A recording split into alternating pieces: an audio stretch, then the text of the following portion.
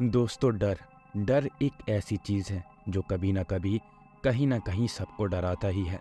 जो लोग ना डरने का दावा करते हैं, समय आने पर कभी उनके चेहरे पर भी दहशत नाचती हुई देखी जा सकती है। हमारी कहानी भी डर और रोमांचक का एक मिला जुला रूप है। कहानी कुछ इस प्रकार है।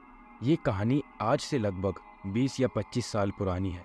उस समय हमारे गांव के आसपास बहुत ज़्यादा पेड़ थे। गांव से थोड़ा दूर एक कच्ची पगडंडी खेतों की ओर जाती थी। वहीं पर खेतों के पास एक बहुत पुराना पीपल का पेड़ था, बहुत ऊंचा और विशाल पेड़, जिसके बारे में कहा जाता था कि उस पर भूत प्रेत का वास है। इसीलिए रात के समय वहां से कोई नहीं निकलता था, और अगर वहां से मजबूरी वश गुजरना भी पड़े तो कई आदमियों का झुंड बनाकर निकलते थे।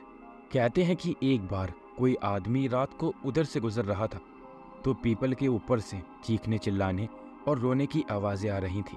फिर अचानक ज़ोर ज़ोर से हंसने की आवाज़ें आने लगी थी। वह आदमी इतना ज़्यादा डर गया था कि चीखता चिल्लाता और गिरता पड़ता किसी तरह गांव तक पहुंचा। और फिर उसी रात को उसे ज़ोर से बुखार आया। गांव के एक ओझा ने किसी तरह उसको ठीक किया।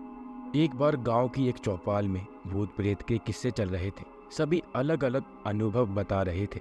साथ ही हुक्के की गुड़गुड़ाहट भी सुनाई दे रही थी, क्योंकि गांव के लोग अक्सर इकट्ठा बैठकर हुक्का पीते हैं। आज भी ये सब चलता है। वहां भूत के किस्सों के बीच भीमा ने मूंछों पर ताव देते हुए कहा, भूत प्रेत कुछ नहीं होते, सब मन का वहम है। मैं किसी भूत से नहीं डरता। उसकी इस बात पर एक बुजुर्ग ने कहा, ये तुम नहीं बेटा, तुम्हारी नादानी बोल रही है। अभी जवान हो इसीलिए ऐसी बात कर रहे हो, लेकिन ये मत भूलो कि जिस तरह ईश्वर होता है ठीक उसी तरह शैतान भी होता है। हम इसे नकार नहीं सकते। मंगलू ने बीच में कूदते हुए कहा, अगर तुम भूत प्रेत को नहीं मानते हो तो क्यों न तुम्हारी निडरता परख ली जाए। इतने में अन्य व्यक्ति ने कहा, वो भला कैसे? इस पर मंगलू ने कहा, कल अमावस की रात है। ऐसे में यदि भीमा गांव से बाहर वाले पीपल के ठीक नीचे एक कील ठोक के आएगा तो पता चले इसकी बहादुरी का।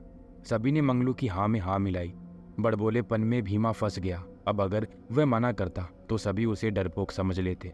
उसने कुछ सोचते हुए हाँ कर दी और कहा, ठीक है, मैं तैयार हूँ, लेकिन जब कल मैं पीपल के नीचे कील ठोक कर आऊंगा तो अगले ही दिन मंगलू मुझे 1 घड़ी 5 किलो देसी घी देगा।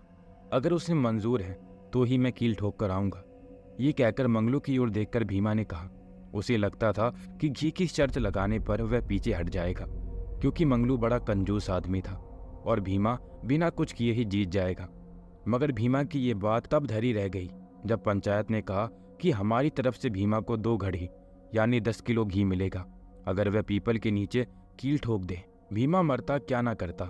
अगले दिन भीमा जाने के लिए तैयार था और तय हुआ था कि रात की 12 बजे वो जाएगा और पीपल के नीचे कील ठोक कर वापस आएगा। सर्दी का आगमन हो रहा था, इसीलिए वातावरण में कुछ ठंड महसूस हो रही थी। रात के 11:30 बज रहे थे। भीमा ने एक हाथ में लालटेन और दूसरे हाथ में लाठी ली और कंधे पर एक छोटा थैला लटकाया जिसमें एक छोटी हथौड़ी और कुछ कीलें थीं। उसने धोती कुर्ता पहन रखा था, जो कि उस समय ज्यादातर लोग पहनते थे। पूरी तैयारी करके वो गांव से बाहर निकल पड़ा। कुछ देर बाद ही वो उस पगडंडी पर पहुंच गया था जहां से चलकर पीपल तक पहुंचा जा सकता था। पगडंडी के दोनों ओर विशाल पेड़ किसी प्रेत से कम नहीं लग रहे थे। चारों ओर अजीब सा सन्नाटा था। ऐसी काली अंधेरी रात में भीमा मजबूत दिल करके आगे बढ़ रहा था। वह अलग बात थी कि उसके दिल की धड़कनें फिर भी तेज हो रही थी। चलते चलते अचानक उसे महसूस हुआ कि उससे थोड़ा आगे झाड़ियों में कुछ है। क्योंकि उसे कुछ हलचल सी महसूस हुई, वो सावधान हो गया और लाठी को कसकर पकड़ लिया। वह धीरे कदमों से उस जगह से गुजरने लगा। जब वह उस जगह पर पहुंचा तो उसके एकदम पास से एक गीदड़ निकलकर भागा। उसने राहत की सांस ली। करीब 20 मिनट चलने के बाद वह पीपल के पास पहुंच गया। उसने इधर उधर देखा, मगर चारों ओर अंधेरे और सन्नाटे के सिवा उसे कुछ दिखाई नहीं दिया। वह जल्दी से पीपल के नीचे जा पहुंचा। उसने जलती हुई लालटेन को एक तरफ रखा और थैले से कील और हथौड़ी निकाली। इस समय पता नहीं क्यों उसे घबराहट सी हो रही थी, इसीलिए उसने ईश्वर का नाम लिया और जमीन पर कील रखकर हथौड़ी से गाड़ने लगा। रात के सन्नाटे में हथौड़ी की कील से टकराने की आवाज गूंज उठी और उसी समय उससे थोड़ी ही दूर पर गीदड़ों के रोने की आवाज आने लगी। कील गाड़कर जैसे ही वह उठने लगा तो वह चौंक उठा, क्योंकि उसे लगा कि किसी ने उसकी धोती को पकड़ लिया है। एकदम से डर की लहर उसके दिल में दौड़ गई। पसीने की बूंदें उसके शरीर पर फैल गई। उसने डरते डरते पीछे देखा और राहत की सांस ली, क्योंकि जल्दबाजी में उसने जमीन पर फैली अपनी धोती में ही कील गाड़ दी थी। उसे अपनी बेवकूफ़ी पर हंसी आ रही थी। फिर से उसके मन में थोड़ा हौसला बढ़ा। उसने मन ही मन कहा, किसी ने सच ही कहा है कि डर ही एक भूत होता है।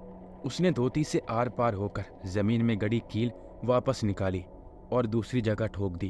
कील ठोककर उसने लालटेन उठाने को हाथ बढ़ाया। ठीक उसी पल उसकी नज़र सामने खड़े एक साए पर पड़ी, जिसके जिस्म पर सफ़ेद लिबास था, आंखें लाल अंगारी सी और बिखरे बाल। वह किसी औरत की भटकती रूह लग रही थी। वह एकदम भीमा को ही देख रही थी। ये दृश्य देखकर भीमा की सांसें तेज हो गईं। रगों में बहता खून जम सा गया। दहशत से उसकी आंखें फटी की फटी रह गईं। भीमा की चीख उस वीराने को चीरती हुई उन गांव वालों के कानों तक पहुंची, जो उस जगह से थोड़ी दूर पर रुके हुए थे, क्योंकि वो देखना चाहते थे कि भीमा पीपल तक पहुंचेगा भी या नहीं। मगर अब भीमा की चीख ने उनके भी होश उड़ा दिए थे। वो संख्या में 4 थे, उनमें एक मंगलू भी था। वह दौड़ता हुआ भीमा के पास पहुंचा। भीमा बेहोश हालत में पीपल के नीचे पड़ा था। एक तरफ बुझी लालटेन गिरी हुई थी। निडरता की ताल ठोकने वाला भीमा दहशत में आकर होशो आवाज खो बैठा था। अगले दिन होश आने पर जब उसने सारी बात बताई तो गांव वाले भी सिर उठे। सभी के मन में एक ही सवाल था कि अगर भीमा के पीछे गांव वाले न गए होते तो क्या वह जिंदा वापस लौटता। दोस्तों, ये कहानी आपको कैसी लगी मुझे कमेंट में ज़रूर बताएं। और अगर आपने हमारा चैनल अभी तक सब्सक्राइब नहीं किया है तो जल्दी ही सब्सक्राइब कर लें। अभी मैं लेता हूँ आपसे अलविदा। मिलेंगे एक और नई डरावनी कहानी में।